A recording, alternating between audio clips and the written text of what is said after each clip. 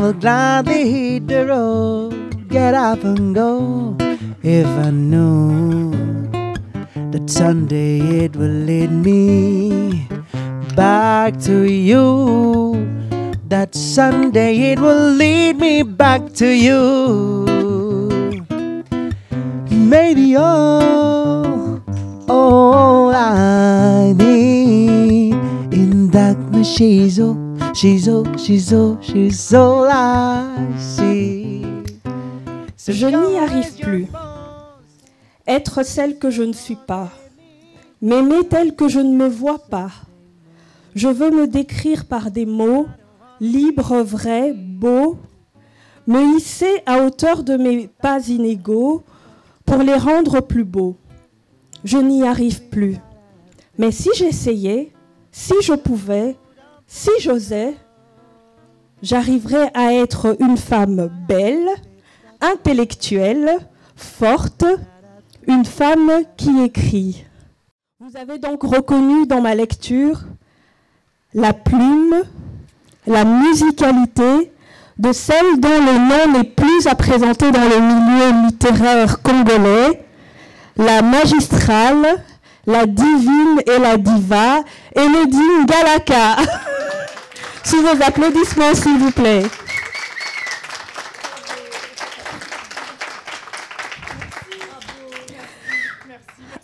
Vous serez les témoins de la naissance d'une œuvre de l'esprit, un moment précieux pour une mère. Donc, considérez que vous êtes les invités privilégiés d'un moment unique de la vie. Et aussi, vous êtes les personnes qui font l'honneur à l'autrice ainsi qu'à sa famille d'être là, d'assister à ce moment qui va marquer sa vie, sa littérature à tout jamais. Encore merci.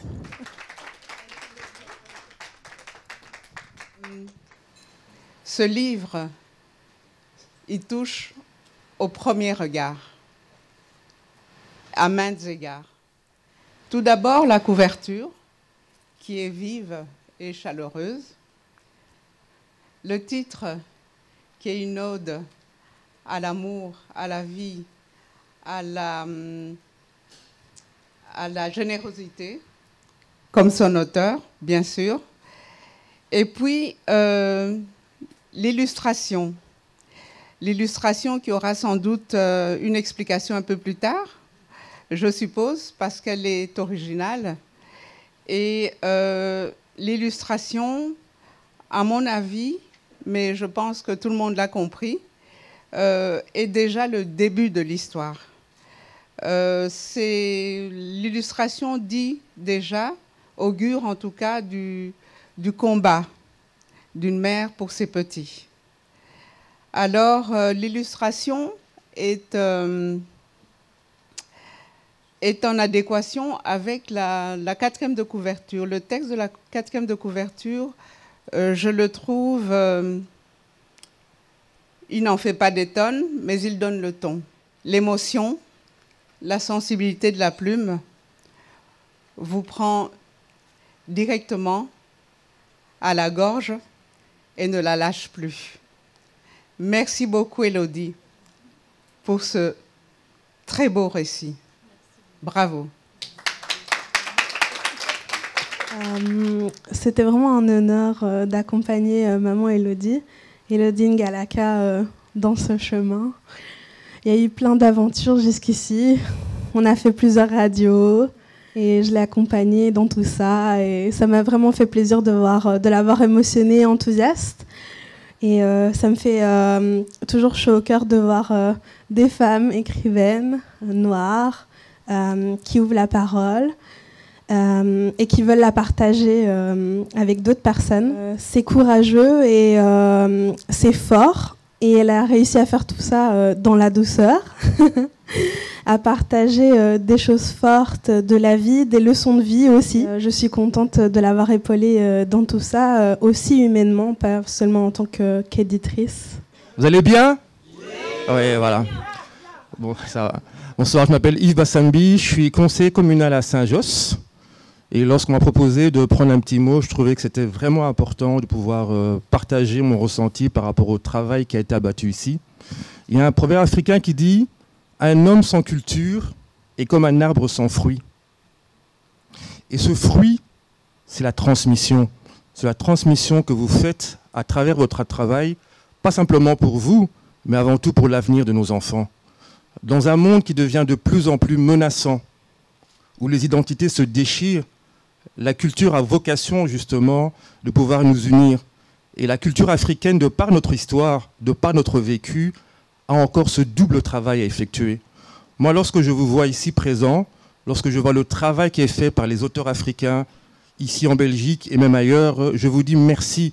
Je vous dis merci, pas simplement pour le plaisir de vous le dire, mais pour le bon que vous bâtissez. Et ça, je pense que c'est important de le souligner, de valoriser tout ce qui se fait ici. N'ayez pas peur, osez. C'est ça notre marque de fabrique. Il y a un auteur canadien qui disait ceci, et je terminerai par ça, et ce serait une manière aussi pour moi de vous souhaiter une bonne année. Osez rêver, osez entreprendre, osez tomber, osez avoir du succès. Tout cela est en vous. C'est le défi que je vous lance pour 2024. Bonne année et meilleurs vœux.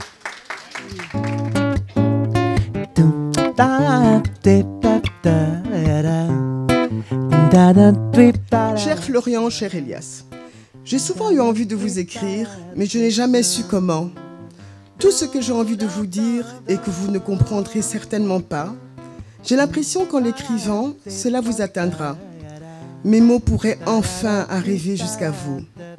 De même, j'ai l'impression qu'en vous racontant, les gens autour de vous comprendraient mieux qui vous êtes vraiment. Quelle prétention!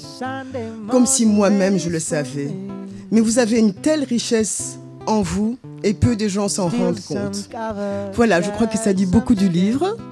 Je voudrais te féliciter, Élodie, parce que bon, voilà, on la suit depuis un temps. On sait combien il a été difficile de faire sortir ce livre. Il est en toi depuis si longtemps, il s'écrit depuis si longtemps. Et il y avait cette pudeur de partager ce qui est tellement intime, ce qui est tellement dur à dire, ce qui touche à d'autres gens dont on n'ose pas parler parce qu'on ne veut pas les mettre aussi, que ce soit Florian, que ce soit Elias, que ce soit ses enfants, son mari, leur vie de couple. Donc moi je trouve ça un tel courage, mais un tel courage, les gens qui osent poser ces récits de vie et l'offrir au public, que je dis que vraiment, on ne peut que le recevoir avec beaucoup, beaucoup, beaucoup de respect. Et Florian, tu es là, c'est ton livre, hein? C'est ton livre à Florian, ben voilà. Et on est vraiment content d'être avec toi pour en parler. Bravo, bravo, bravo. On a beaucoup de liens, comme a dit tout à l'heure Martine, au-delà de la littérature, on ne va pas en faire étal. Ce sont des liens précieux, beaux, et j'ose espérer qu'ils vont nous conduire jusqu'au bout du chemin. En tout cas, de mon chemin, parce que je suis bien avant. Mais voilà, tu es rentré dans ma vie par d'autres voies, de très belles voies. Et puis, tu es venu vraiment du côté littérature. Et tu as fait partie des personnes qui ont porté mon écriture, puisque tu es dans le collectif Boukoutani, et qui a créé le prix Émilie Flore-Feignon. Mais j'ai senti qu'en toi vivait une âme d'écrivain quand un matin de juin, un 17 juin, tu m'as appelé depuis le Congo et tu m'as lu un Kassala. J'étais derrière mon écran et je pleurais. Tu étais là au bord de ce fleuve qui nous est si cher. J'entendais le bruit des flots mêlé à celui de ta voix, qui venait me souhaiter un bon heureux anniversaire. Et je me suis dit, mais Élodie, au-delà d'être quelqu'un qui écrit, qui lit, qui est en train de me parler, qui me lit, c'est quelqu'un qui est né pour écrire. Parce que dans chacune de tes phrases, ton phrasé, toutes les métaphores que tu avais, j'ai senti derrière cette femme, il y a quelqu'un qui va un jour prendre sa plume et enfin écrire.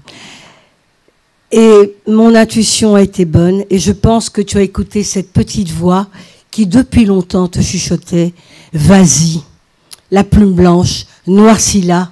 Et tu sais si bien le faire, Élodie. Je sais que tu as su dépeindre les mots, tu as su donner, tu as su vivre, et je suis sûre que tous tes mots palpitent et représentent toute la femme que tu es. Une femme généreuse, qui a une âme merveilleuse. Et moi, je dis que j'ai de la chance de t'avoir eu sur mon chemin. Donc, Élodie a ce livre dédié à Florian, qui est mon deuil, puisque je m'appelle Flore. Je souhaite, puisque je suis ta marraine, je me penche avec beaucoup d'amour et d'émotion, et je lui souhaite vraiment un beau chemin, et j'ose espérer surtout qu'il apprendra aux gens à regarder les autres, personnes différentes, mais de façon différente et belle. Merci Élodie. Merci à tous.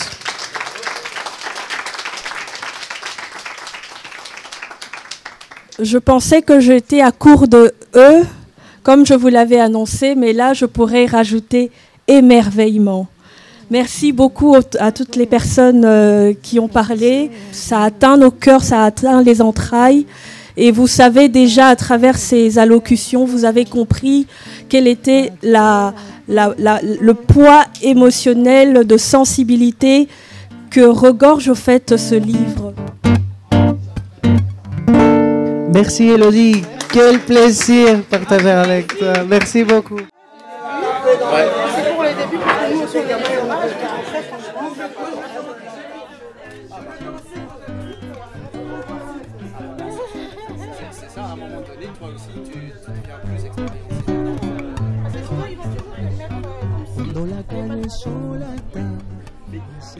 Quand le gynécologue a demandé à mon mari d'être présent à la consultation, alors que ce dernier attendait bien sagement dans la salle des pas perdus, mon cœur s'est arrêté. Mon mari ne savait pas au fond s'il pouvait m'accompagner, car mon habitude était plutôt de me rendre seule à mes consultations, même prénatales. Peut-être une réminiscence de ma première grossesse que j'avais vécue loin de lui. Je vivais à l'époque à Breda, lui à Kinshasa, en attente de son nouveau visa d'entrée. Cette fois-ci, il était bien présent. Dès que le docteur lui a demandé à nouveau s'il pouvait venir, j'ai su que quelque chose se passait. Ce n'était pas bon signe. Soit il voulait que j'aie un soutien à l'annonce de la mauvaise nouvelle, soit il voulait qu'on soit tous les deux pour l'entendre directement. Une peine était partagée et sans nul doute diminuée, divisée, amoindrie. Aucune des possibilités que j'imaginais n'était réjouissante. En m'asseyant dans son cabinet, en entendant son verdict, je ne fus pas surprise. C'est comme si je m'y étais attendue depuis toujours. Mais en réalité, je me sentais assommée, affaiblie. Mes réactions étaient tout à fait normales. Je posais des questions, je demandais des explications. Tout se passait magnifiquement bien. Il nous a dit de bien réfléchir et de lui communiquer par la suite notre décision. Par rapport au fait de poursuivre ou non la grossesse, cette décision me semblait inhumaine et cornélienne, mais elle nous appartenait. Je n'étais plus moi. Mon moi réel avait envie de crier à l'injustice, ou plutôt non, de crier contre Dieu. Oui, parce que ce n'était pas bien de me traiter ainsi. Certainement, il me punissait peut-être pour avoir fait quelque chose, quelques erreurs du passé. Je pensais à ce moment-là qu'il n'était vraiment pas un Dieu d'amour. Quel Dieu peut faire ça? Nous sommes tous des pécheurs, paraît-il. Mais je ne suis plus, ni plus ni moins qu'un être autre humain. Alors pourquoi? Pourquoi? Toute ma vie, à chaque coup dur, j'ai eu tendance à me demander, mais pourquoi moi? Jamais je ne pourrais interrompre cette grossesse.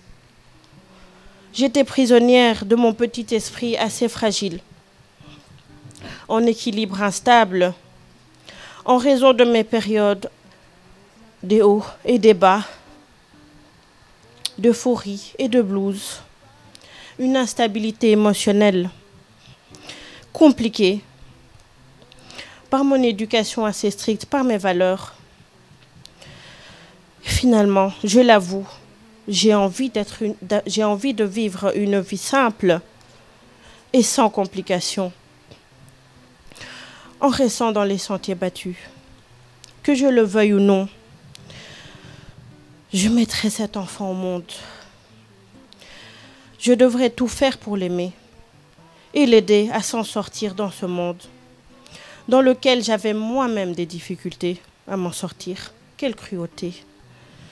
Pauvre enfant, pauvre petit, moi qui n'arrivais pas à trouver ma place dans cette vie. Il fallait pourtant que j'en crée une de toutes pièces, une place pour mon futur enfant, différent. Quelle ironie, mais quelle ironie. Voilà.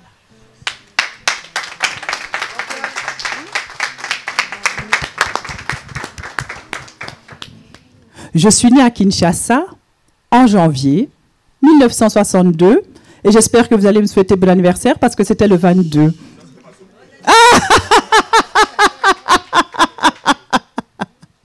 Voilà, donc je commence à avoir ce qu'on appelle un grand âge. Alors, mon père était néerlandais et kabindais et ma maman était congolaise.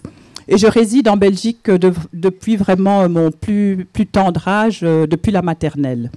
Je suis mariée. Vous voyez le bel homme là, il est à moi, n'y touchez pas. J'ai 4 enfants, 3 merveilleux garçons et une merveilleuse fille. Voilà, ce sont les plus beaux enfants du monde, évidemment, puisque je suis leur maman. J'aime écrire, surtout de la poésie, et je déclame de temps en temps, en privé, et depuis quelque temps, même en public. Alors, depuis l'âge de 15 ans, tout en étudiant, j'ai exercé de nombreux métiers, que ce soit dans la production et dans l'administratif. J'ai été vraiment une touche à tout. Voilà, il fallait gagner un petit peu de sous-sous pour s'offrir un petit cinéma par-ci, un petit quelque chose par-là. Et quand il y a eu les lois qui ont changé, ben, il fallait aider pour payer le Minerval. Après une année en sciences politiques à l'ULB, que j'ai détesté, parce qu'on m'avait forcé à m'inscrire en sciences politiques. Donc, j'ai passé ensuite mes 2 premières années de candidature en philologie romane à Namur. Et là, ça a été une révélation. La philologie romane, vous apprenez la littérature, vous apprenez la linguistique. Donc, moi qui aimais déjà écrire, donc j'ai appris beaucoup en suivant ces cours. Mais bon, pour diverses raisons, j'ai arrêté après ma candidature et je me suis tournée vers le secrétariat de direction. Je suis devenue secrétaire de direction, je suis devenue assistante médicale pendant plusieurs années. Et puis après, j'ai décidé de changer de cap et je suis devenue éducatrice spécialisée diplômée.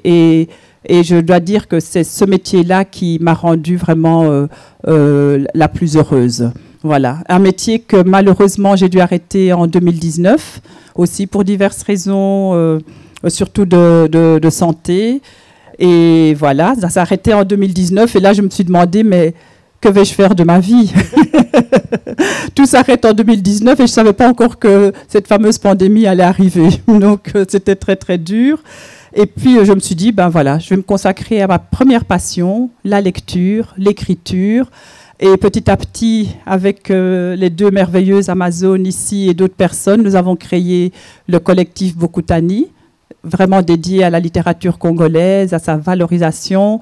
Nous avons créé le prix Émilie-Flore Fénion pour valoriser et aider, soutenir les jeunes écrivains congolais du pays, de la RDC, mais aussi qui sont partout dans le monde, qui se sont souvent exilés en raison de la politique du pays. Voilà, donc nous, chez Bokutani, nous ne faisons pas de politique, mais nous voulons aider vraiment tous les Congolais qui sont partout. Alors voilà, c'est ce que nous faisons.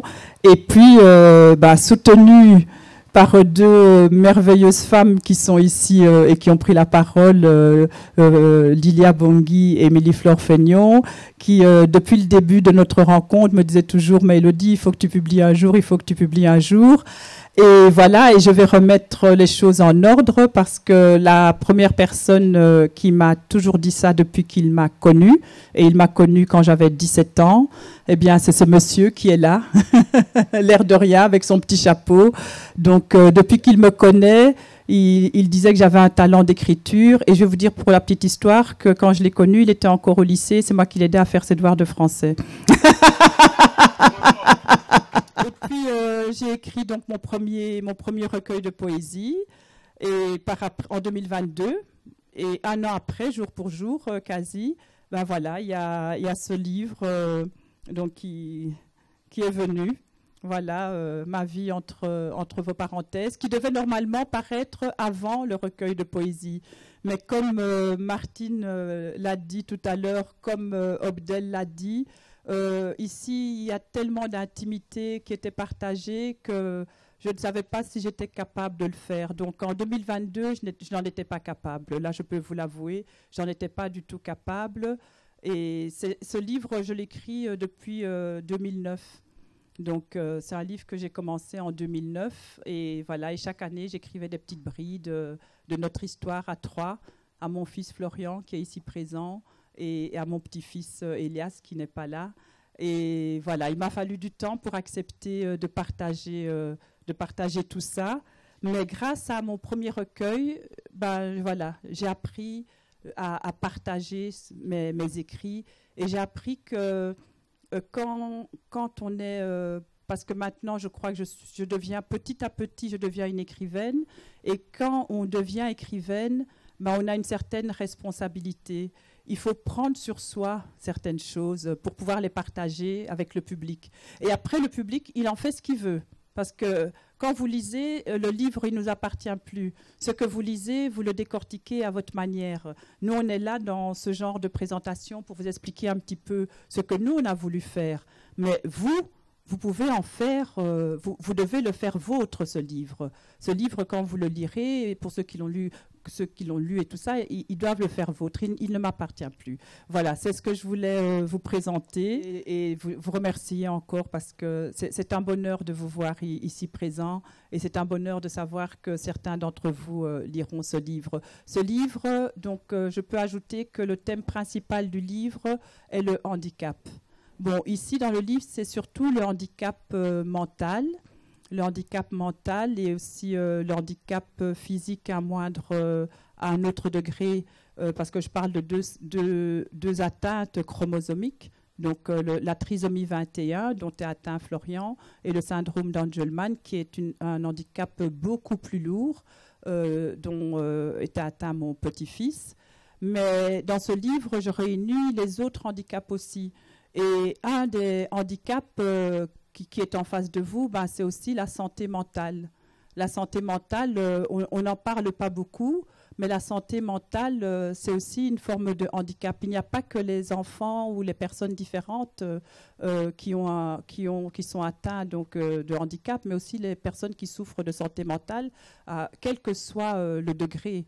Donc moi, dans ce livre, j'ai mis des petites brides. Certains pourront les décortiquer, d'autres peut-être ne le verront pas.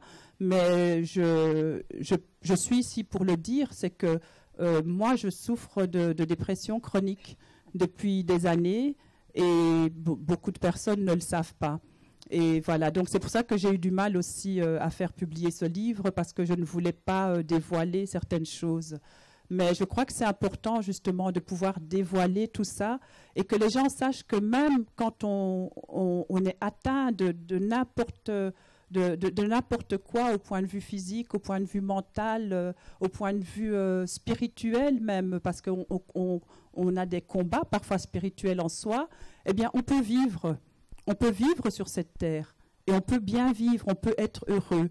C'est souvent plus difficile, c'est souvent plus difficile que la normale, mais on peut se laisser guider. On peut se laisser guider, il faut apprendre non seulement à demander de l'aide, c'est très compliqué, mais aussi à recevoir cette aide et à recevoir parfois l'amour que les gens nous donnent. C'est parfois difficile de le recevoir. Et donc, c'est un témoignage que je voulais faire particulièrement aujourd'hui.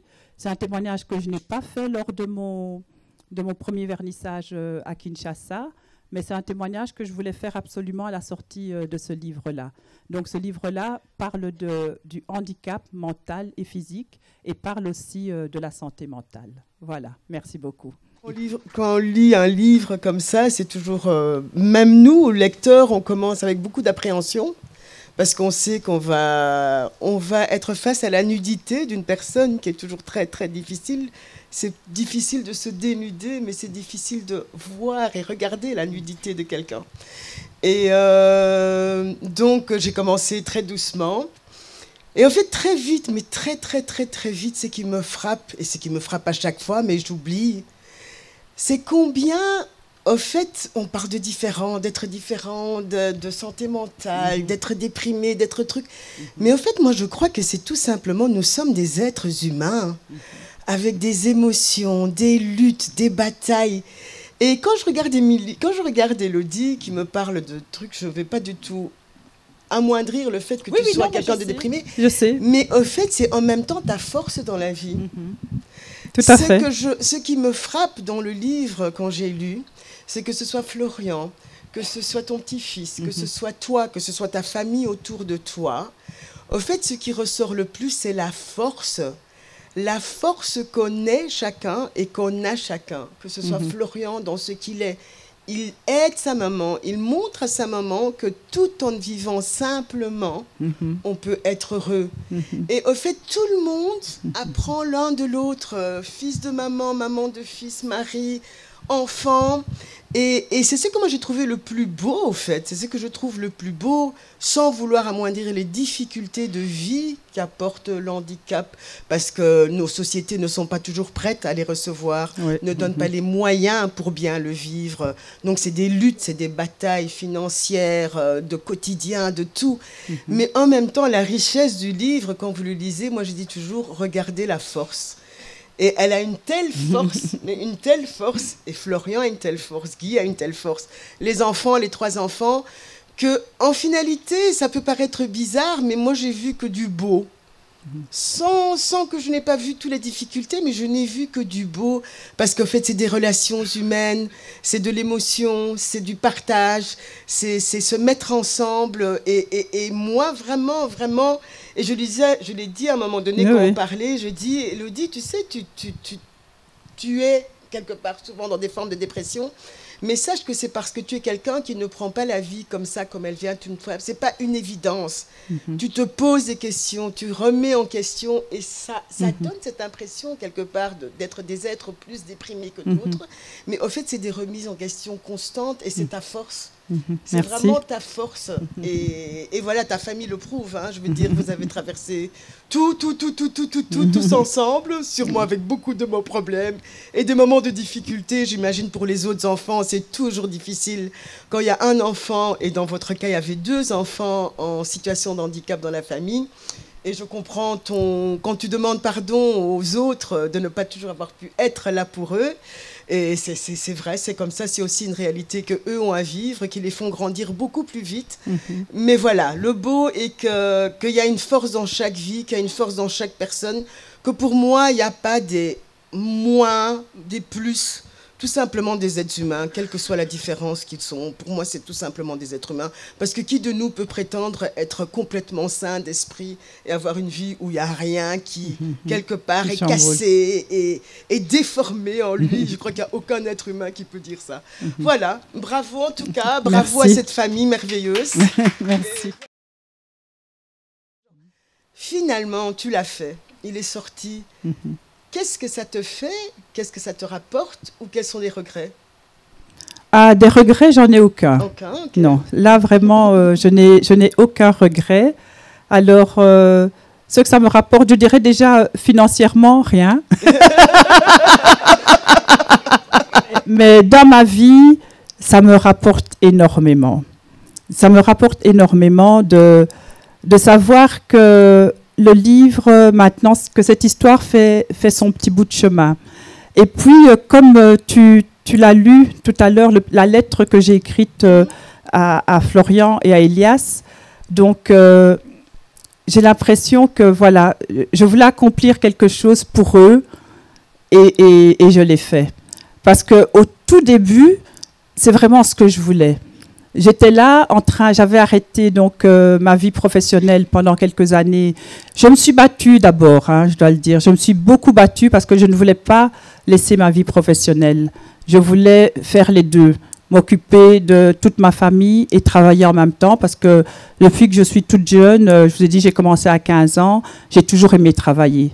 Quel que soit le travail, pour moi, le travail, j'ai toujours trouvé ça gratifiant. Même nettoyer, pour moi, c'était gratifiant. Vous arrivez dans un endroit qui est sale, vous le rendez brillant et propre, ben, c'est gratifiant. Vous arrivez dans la production, vous faites quelque chose. Vous savez que j'ai fait des microphones chez Philips en Hollande. Donc, il y avait toutes les pièces détachées. Et puis, à la fin, vous avez ce microphone qui est là. Et c'est vous qui l'avez fait. Eh bien, c'est gratifiant. Moi, tout ce que j'ai fait dans ma vie comme travail, je l'ai trouvé gratifiant.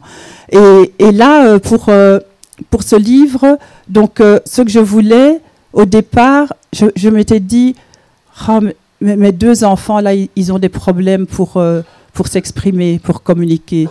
Et ils sont tellement merveilleux. Et les gens ne vont jamais voir ça. Et alors, ça trottait dans ma tête. Je me disais, il faut que j'écrive pour eux. Il faut que je les décrive aux autres. Mais je ne savais pas comment faire, parce que moi, je suis une poète.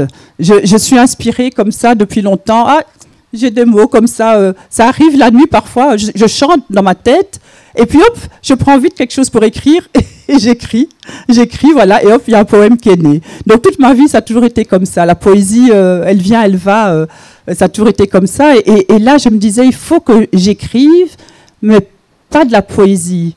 Que j'écrive un roman où je peux les décrire, parler d'eux, et que les gens sachent qui ils sont. Et que les gens sachent que les enfants que vous voyez comme ça dans la rue et qui sont en situation de handicap, eh bien, sont des enfants qui ont une vie comme les autres.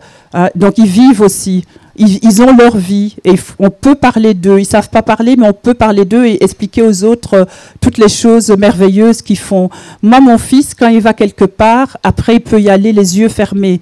Tandis que moi, je vais me retrouver à Paris alors que je vais aller à Rome. Donc, pour tout vous dire, donc il y a des choses que les enfants qu'on dit différents font que les autres personnes ne savent pas faire. C'est comme Martine dit, donc, on a tous notre place sur Terre.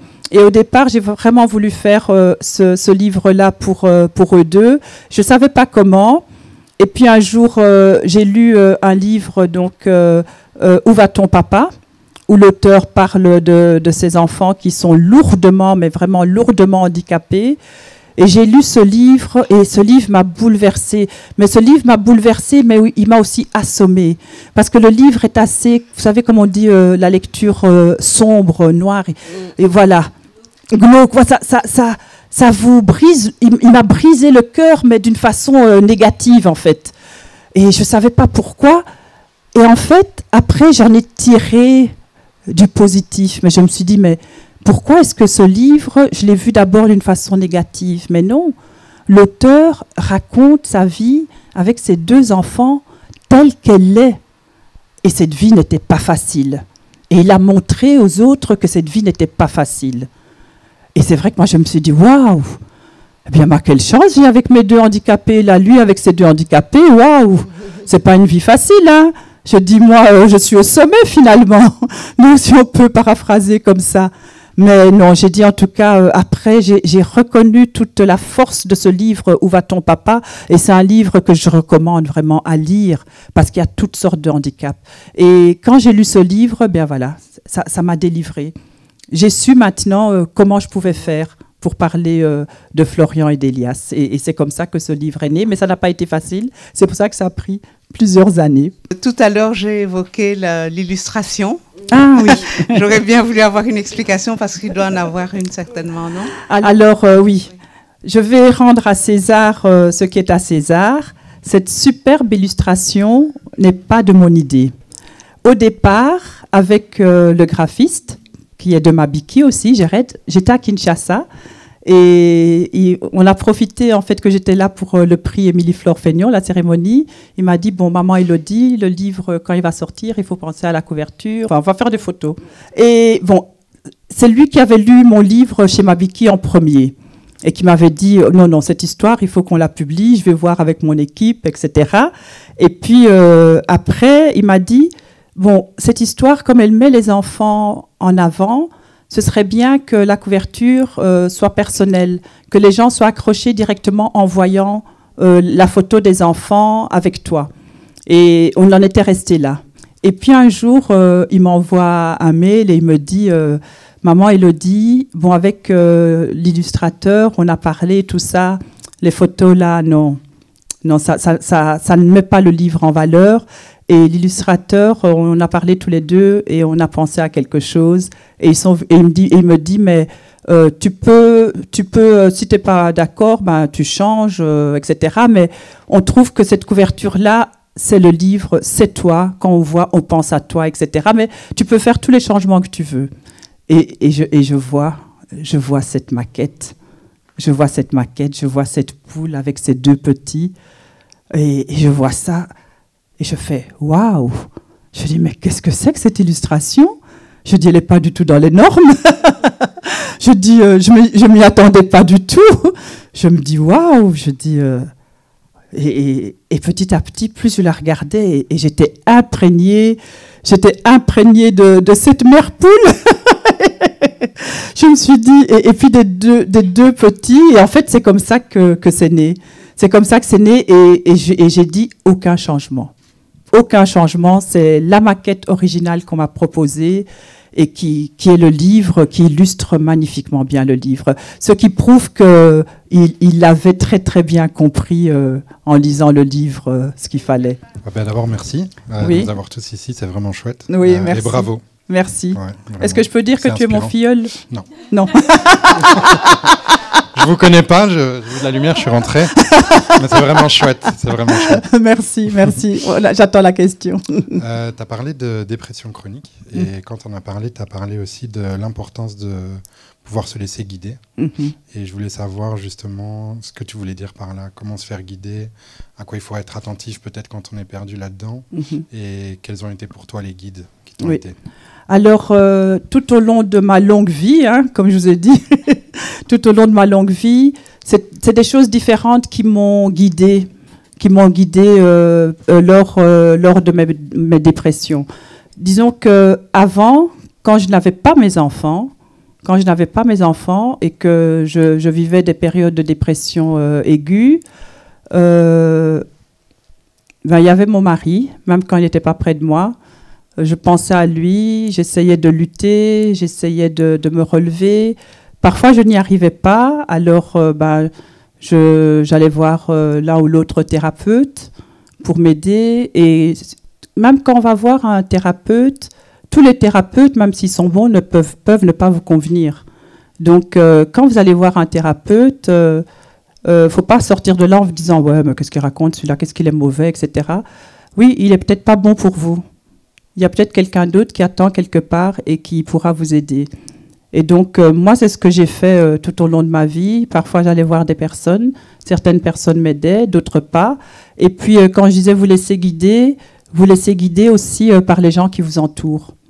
Parce que parfois, vous avez des personnes que vous connaissez très peu et qui vous sauvent, en fait. Parce que vous vous sentez mal. Et puis, voilà, comme par hasard, ils sont là, ils arrivent, ils vous parlent. Et tout d'un coup, vous vous sentez mieux. Donc, c'est aussi ça, une forme de guidance. Donc, c'est capter les signes de la vie. Capter les signes de la vie, même avec des personnes qu'on ne connaît pas, elles peuvent justement vous faire remonter la pente. Et c'est vrai que j'ai eu beaucoup de périodes où j'ai failli passer à l'acte. Et ça a été très, très pénible. Et donc, je me suis raccrochée à des petites choses. Mais pour tout vous dire, je vais vous faire un petit peu rire. Une des grandes choses qui m'a peut-être gardée en vie, c'est que je suis une petite chochotte et j'aime pas souffrir. Je pense, moi, qu'un poète, il est dans un monde à lui. Je le dis parce que je suis poète. Et donc, moi, je pense que l'univers d'un poète est un univers à part. Et toi, tu mets peut-être le mot dépression. J'ai pas fait d'études en psychologie, loin de là. Simplement les choses de la vie. Je pense que quand on est né poète, on est né avec une sensibilité à fleur de peau. Comme je l'ai souvent dit, on apprend l'écriture, on apprend à devenir écrivain.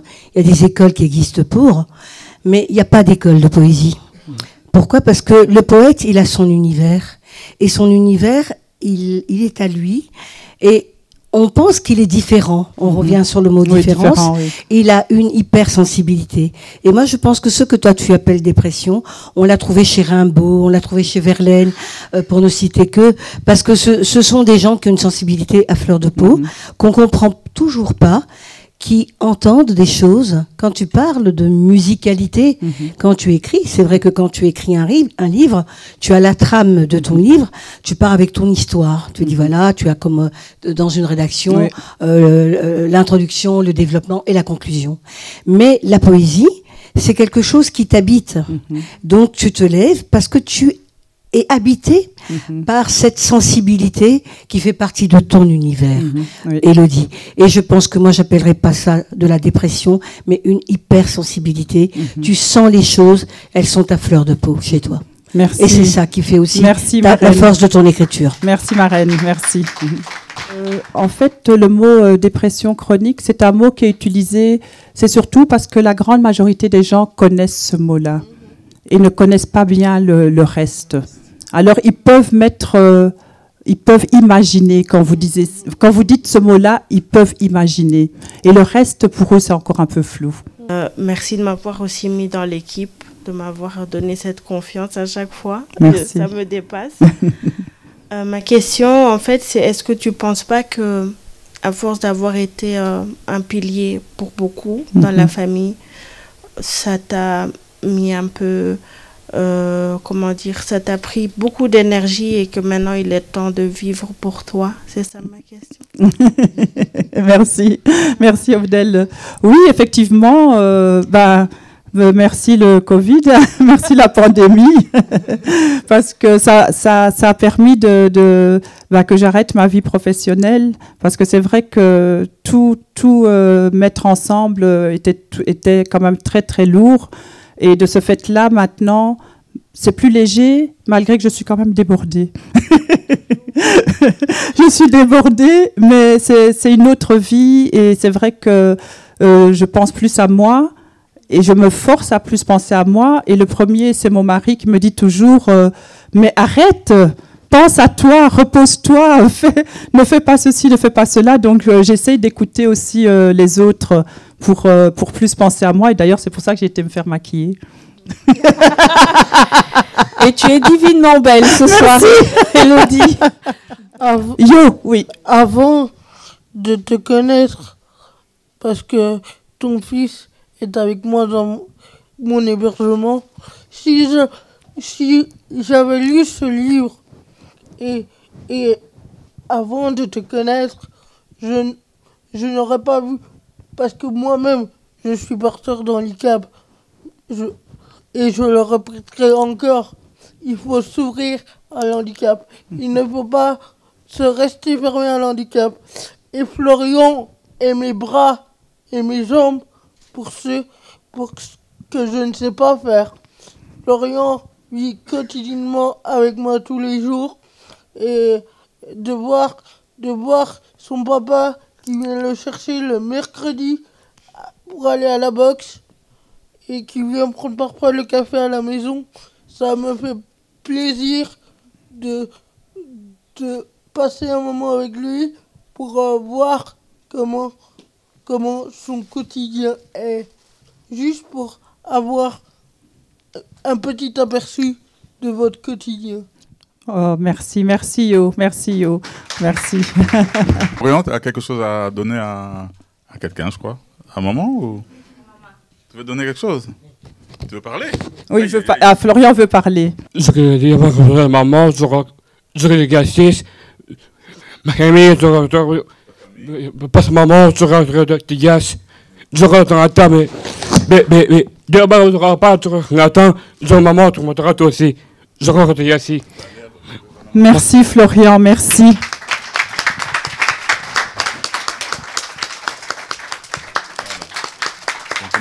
Alors Florian, en me donnant ces fleurs, il voulait rappeler que ce livre est le livre de Florian et Elias. Et il a cité aussi Nathan qui était son petit cousin qui est parti et qui était ami des jeux de Florian. Donc il a cité ceux qu'il aime Et merci beaucoup. Et il m'a souhaité joyeux anniversaire aussi. Merci Florian. Comme Béa, qui est la jeune fille qui est là-bas, et Yo veulent partir. Alors, bon, comme j'allais quand même pas les laisser partir sans vraiment les remercier beaucoup. Parce que, bon, Béa, c'est la référente de Florian à la maison Orban, donc chez eux, parce que c'est chez eux.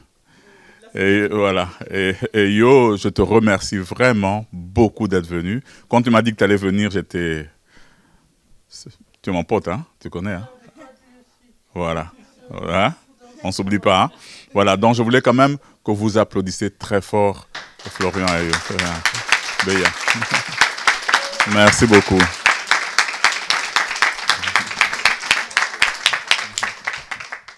Voilà, ça me crève le cœur, mais c'est pas grave.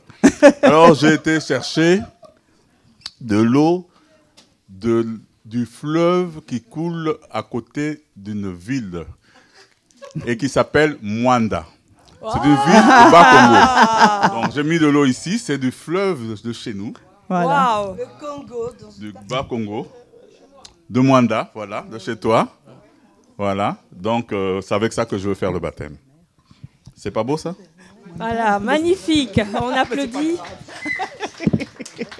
Et ça donne le temps avec la marraine qui est la chantre du fleuve Congo. Donc, on est vraiment dans les tons. Alors, pour rester dans la thématique du baptême, je ne savais pas que... Mais alors, pas du tout, qu'Élodie allait vraiment l'officialiser ce soir.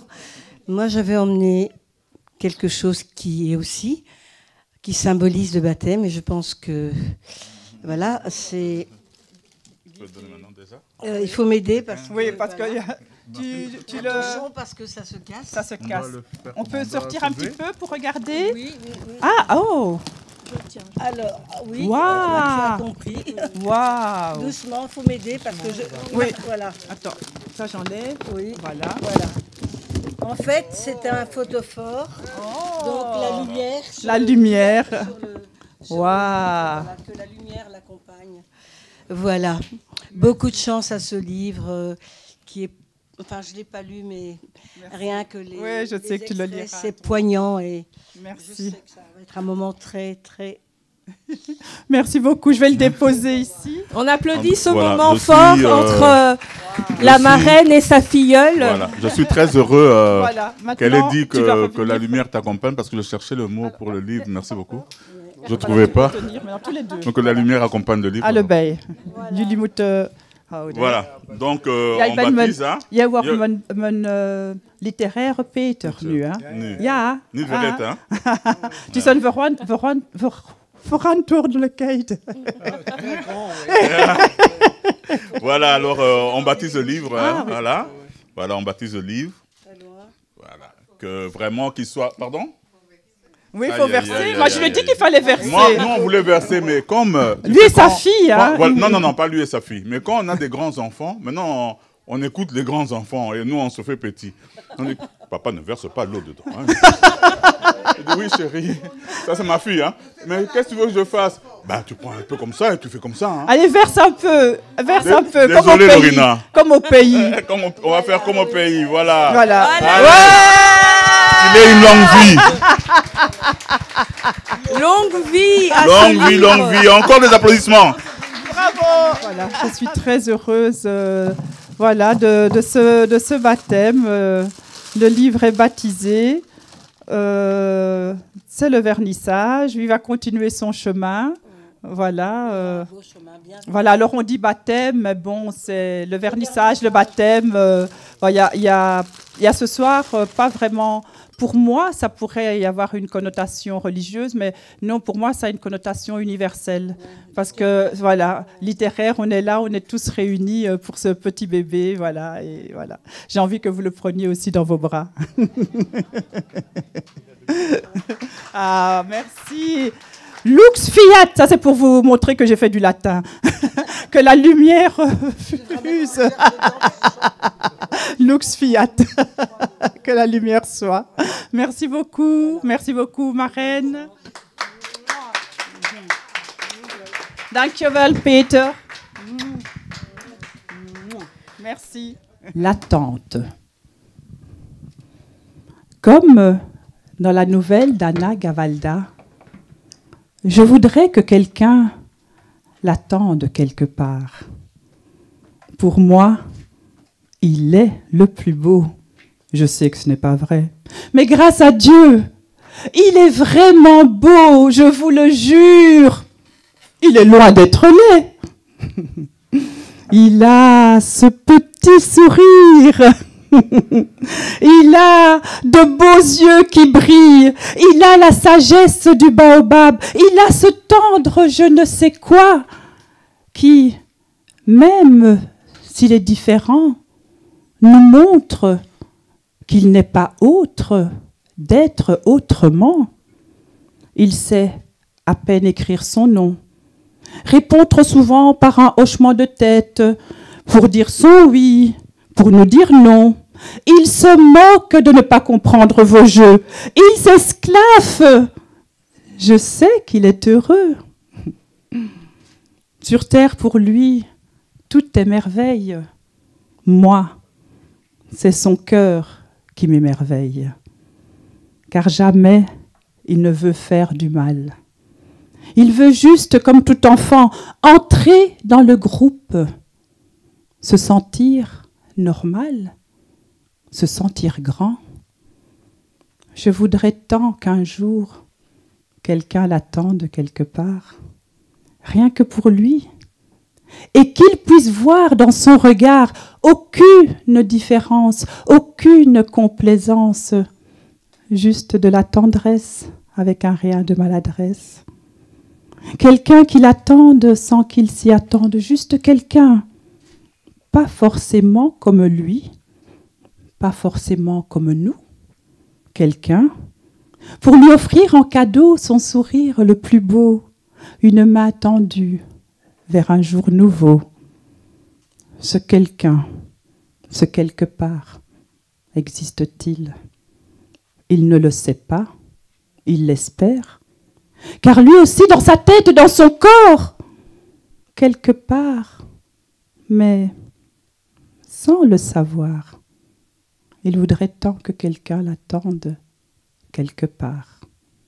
Florian. C'est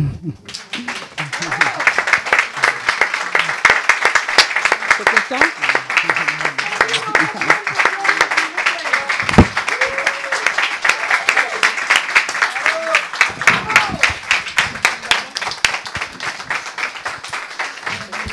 Un standing ovation pour Florian et sa maman. Bravo. Allez. Wow. Wow. Salut encore, salut.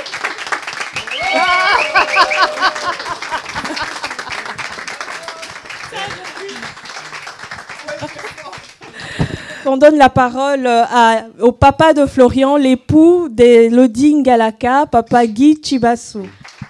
Mais c'est surtout à vous qu'il faut vous applaudir d'être là. Donc je vous remercie vraiment infiniment d'être là, aussi de votre présence. Ce moment qui me touche. Et j'ai vraiment eu du mal à lire le livre. Il est tellement vivant. J'ai vu mon petit-fils, j'ai vu mon fils. Tout est tellement bien décrit. Je dois vous dire que je fais, je crois, 3 semaines pour le lire, pour le terminer. À chaque fois, je me disais, bon, c'est parce que je suis fatigué, je mets de côté, mais bon. Voilà, donc j'ai quand même lu tout le livre. Donc je voudrais dire une chose. Bon, quand elle m'a dit que je devais dire un mot, j'ai dit oui. Ça, c'est un conseil, hein, parce que ça fait plus de 40 ans que je suis avec elle. C'est un conseil pour les mariés, hein, si vous voulez durer dans le mariage. Hein. Quand votre femme dit, fais ça, dites seulement oui. C'est pour ça que je suis encore là. Donc, comprenez mon émotion, comme elle a dit un certain. Et comme ça, vous vivez un peu ce que je vis. Et voilà. Donc, je voulais quand même dire une chose, c'est que je l'ai connue à 17 ans, c'était en 1979. Et quand je l'ai connue, elle s'occupait d'un enfant, une fille qui était trisomique. Et elle est témoin, quand on a appris pour Florian, je lui ai rappelé ça. Je dis, Dieu t'a préparé. Donc ne t'inquiète pas, ça va aller. Parce que tu es déjà préparé. Parce que quand je l'ai connue, elle s'occupait tellement bien de cette fille. Je ne sais pas ce qu'elle est devenue, malheureusement, mais bon, voilà. Ça, c'était la petite histoire. Comme tu l'as dit, on ne dit jamais l'âge d'une femme, donc je ne dirais pas que tu as 62 ans. Je dirais juste... Non, je ne dirais jamais qu'elle a 62 ans. Donc, je veux juste dire que je voudrais qu'ensemble, on lui souhaite un joyeux anniversaire tous ensemble. 1, 2, 3. Joyeux anniversaire, Élodie!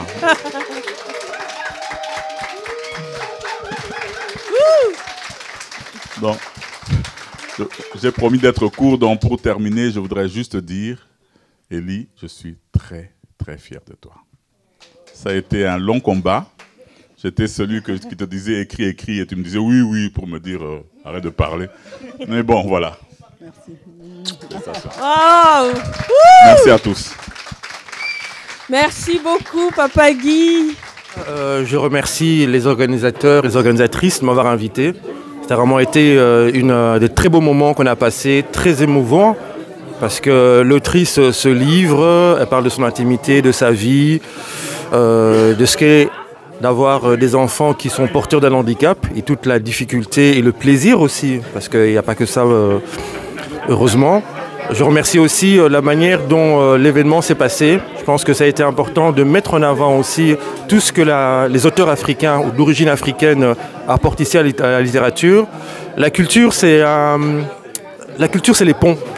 La culture, c'est une ouverture, et je pense que c'est important dans le monde dans lequel on vit, où les gens se replient de plus en plus vers eux, d'avoir ces ponts entre nous où on peut exprimer notre ressenti et ce qu'on peut apporter aussi à la société de manière générale. C'est un événement très touchant, mais sur un problème qui est universel et qui nous concerne tous. Et je trouve que la manière simple dont elle le présente nous renvoie à notre propre responsabilité par rapport à la problématique de la différence et du handicap. C'est un problème universel et chacun doit prendre sa part dans la manière dont on traite sur le plan social notamment ces personnes qui ne sont pas, on met l'adjectif différent, mais nous sommes tous différents, donc ça ne veut rien dire, mais on est dans une société où on doit mettre les gens dans des catégories, etc. Et on nous a habitués, quand on dit différent, nous devons comprendre que c'est quelqu'un de presque anormal, ce qui n'est pas le cas. Et Élodie, dans son récit de vie, essaye de nous donner des clés pour que nous soyons capables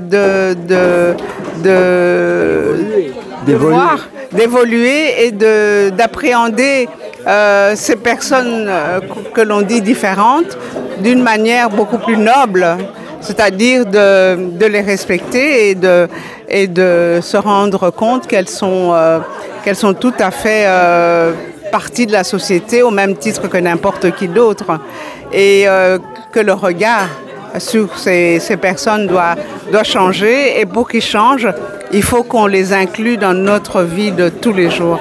Et ce qu'on a vécu ce soir nous le prouve, parce que l'amour entre la mère et le fils, et puis c'est en fait Florian qui nous donne une leçon de vie, parce que son regard, il est le plus beau de toute la salle. C'est le sien, alors que c'est lui qui est différent, mais je pense qu'il est différent en mieux. Priscilla et Angelina, la sœur de Élodie, et du coup sa nièce, très très très fière de tantine Élodie. Et c'est un livre qui est très important, je trouve, et que j'espère aura beaucoup de succès, et que je pense qu'il doit être lu par beaucoup de gens. Et ça nous ramène à la réalité dans le monde dans lequel on vit, ce qu'on oublie bien trop souvent. Voilà. Et vous, madame? Mais moi, je suis très heureuse parce que c'est ma petite sœur, et depuis qu'on est petite, elle a toujours écrit. Et ses rêves se réalisent, et je suis vraiment... Et ce livre, Ma vie entre parenthèses, c'est vraiment très touchant. En plus, c'est des personnes qu'on connaît, donc on est super touchés et c'est tellement beau. C'est tellement beau, la vie vue par les yeux d'Élodie, c'est magnifique. Je pense que ces genres de présentations des livres sont très importants pour tous. Venir à la rencontre des histoires comme cette histoire qu'Élodie vient de nous présenter, c'est un grand important, c'est très gratifiant, c'est vraiment l'essence de l'humanité. Et pour ceux qu'on connaît Élodie, elle est une personne avec beaucoup de joie, avec beaucoup d'amour. Et je pense que tout ça, c'est dans l'histoire de sa famille, c'est marqué et gravé sur son livre. Et je recommande à tout le monde aussi de venir à la recherche de ce livre.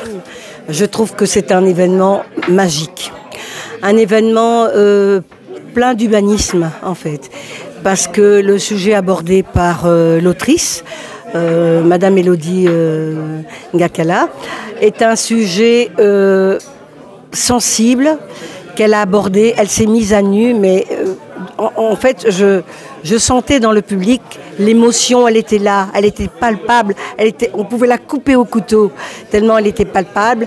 Et je pense que je n'ai pas lu le livre, mais le peu que j'ai entendu des extraits, on a senti une émotion passer très forte, on a senti le public attentif, et je pense que le message qu'elle va transmettre à travers ce livre est important pour lui, et j'espère qu'il ouvrira les yeux aux gens, un regard différent sur ce qu'on appelle les gens différents. Un regard différent sur ce qu'on appelle les différents. Et merci pour cette salle que je ne connaissais pas, que je découvre, qui est juste formidable. Et le public était bien, il y avait une ambiance vraiment littéraire comme on les aime et comme il devrait en avoir un peu plus autour de la littérature congolaise et africaine. Ben, je vous remercie beaucoup et puis j'espère vous revoir bientôt sur Radio Mboté. Oui. Alors vous m'avez demandé le lien avec Élodie. Ah ben, des liens très profonds. Je dirais, on a presque des liens de sang, mais c'est très intime. Peut-être qu'elle ne veut pas que j'en parle. Mais voilà, Élodie, elle est rentrée dans ma vie côté littérature. Voilà, c'est quelqu'un de magique.